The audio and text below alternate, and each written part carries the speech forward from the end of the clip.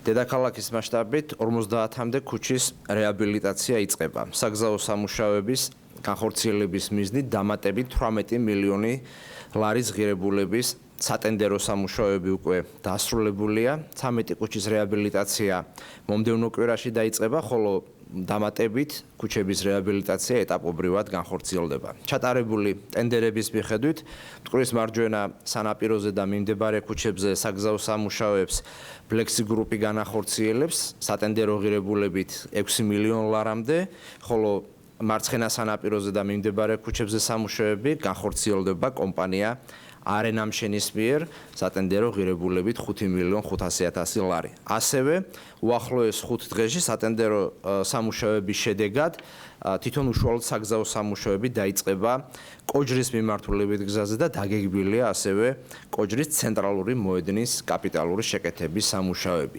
ვიდრე ეს ახალი გამოცხადებული ტენდერების შედეგად სამუშაოები დაიწყება, მანამდე არსებული კონტრაქტების ფარგლებში 11 ქუჩაზე მიმდინარეობს გზების აღდგენის და რეაბილიტაციის სამუშაოები, ხოლო წლის დასაწყისიდან ჩვენ 50-ზე მეტი ქუჩა გავაკეთეთ კაპიტალურად. ჯამში წლის დასაწყისიდან პირველი 6 თვის განმავლობაში დაიხარჯა 27.4 მილიონი ლარი საგზაო სამუშაოებზე, საიდანაც კაპიტალურად გააკეთდა 384.000 კვადრატული მეტრი გზა, ხოლო ორმოული შეკეთება დაახლოებით 300.000 კვადრატულზე მეტ გზას ჩაუტარდა, ასე რომ აგვისტო-სექტემბრის თვეში ძალიან ინტენსიური საგზაო სამუშაოები განხორციელდება და არსებული პროექტების ფარგლებში დედაქალაქში საგზაო ნაწილთან დაკავშირებით რაიმე სახის არსებითი პრობლემები ქალაქში აღარ დაგვრჩება.